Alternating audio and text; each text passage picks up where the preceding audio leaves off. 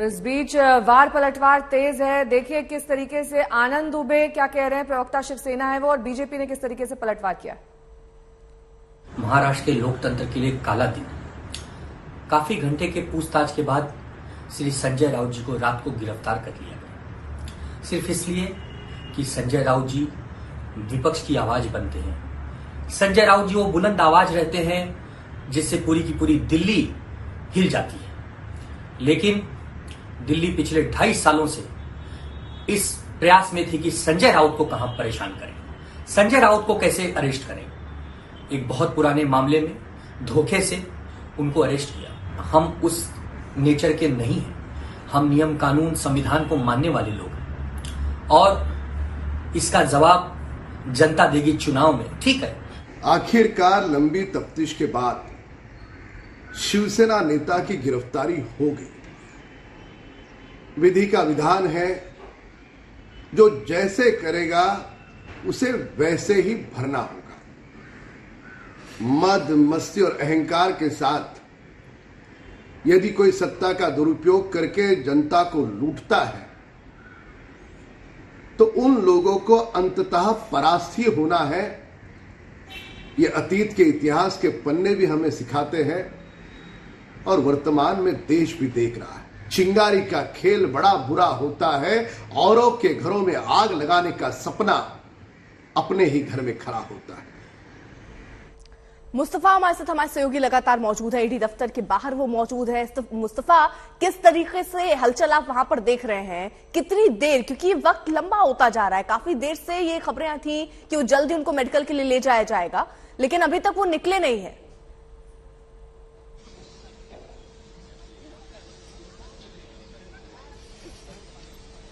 मुस्तफा, आप हमें सुन पा रहे हैं?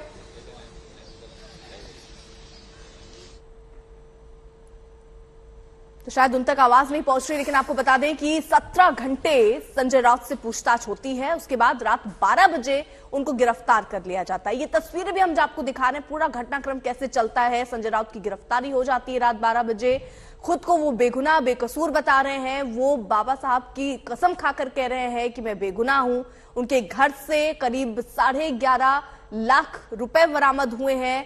ईडी का कहना है कि उसकी जानकारी वो नहीं दे पाए कि ये पैसे किसके हैं, इसके बारे में वो नहीं बता पाए। साथ ही साथ ये भी कहा जा रहा है कि वो जांच में सहयोग नहीं कर रहे थे, जिसके बाद उन्हें गिरफ्तार किया गया है। आज कोर्ट में भी उनको पेश करना है और ये तस्वीरें जो आप साथ साथ चलते हुए देख रहे हैं, ये उस वक्त की ही है जब संजय राउत को ईडी की तरफ से ले जाया जा रहा था। अलग अंदाज में संजय राउत उस वक्त नजर आते हैं, अपने गले में भगवा गमछा डाले नजर आते हैं, उसको लहराते हुए नजर आते हैं और ये दिखाने की कोशिश करते हैं कि वो कॉन्फिडेंट हैं कि वो जल्द ही वापस आ जाएंगे।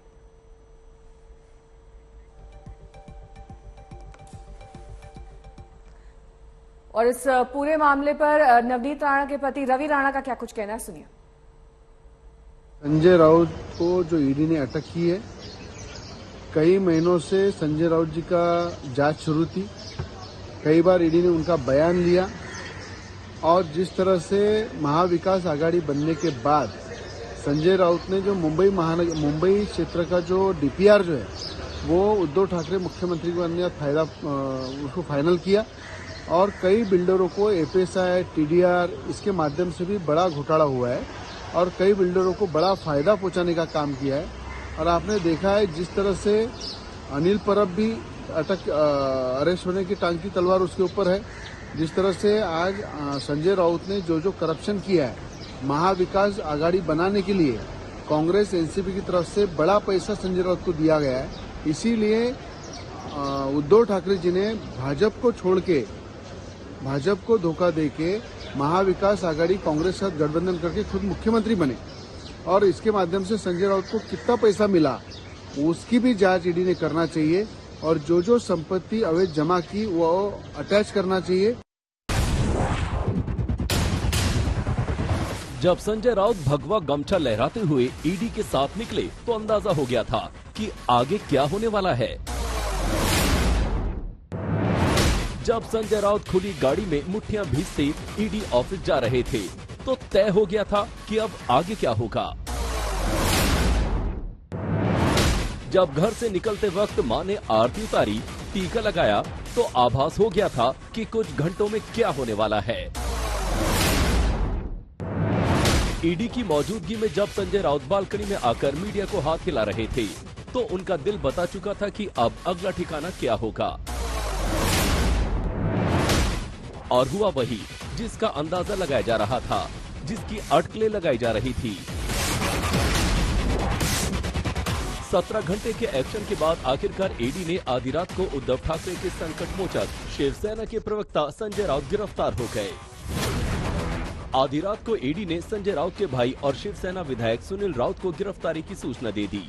सूत्रों के मुताबिक ईडी ने गिरफ्तारी के पीछे पूछताछ में सहयोग न करने का आरोप लगाया कि ये ही एनफोर्समेंट डायरेक्टरेट की बिल्डिंग है। यहाँ पर ऐसा बताया जा रहा है कि दूसरे माले पर उनको दूसरे मंजिले पर रखा गया है एक रूम में, और देर रात तक जो इंटेरोगेशन और पूछताछ चला उसके बाद उनको थोड़ा समय आराम के लिए भी मिला। लेकिन जैसे कि मैंने पहले भी बताया था, अगर उन्हें कुछ और डिटेल्स निकालनी है तो समय अभी थोड़ा कम है। ताकि साफ तौर पर एनफोर्समेंट डायरेक्टरेट के वरिष्ठ अधिकारी खास करके जो दिल्ली से भी आए हैं वो कोर्ट में उनकी दलीलों में एडिशनल कस्टडी जरूर मांगेंगे। तो वो लोग कस्टडी के लिए प्रेस करेंगे क्योंकि काफी सारे ऐसे सवाल है जिनके जवाब अभी भी उभर कर नहीं आए। ना संजय राउत का रोल सिद्ध हुआ है, ना उनकी वाइफ वर्षा राउत का रोल सिद्ध हुआ है। 2 नोटिस और फिर रविवार बिना नोटिस 12 से ज्यादा ईडी अधिकारियों का घर पर धमकने से साफ था कि पात्रा चौल घोटाले में संजय राउत की गिरफ्तारी दूर नहीं है।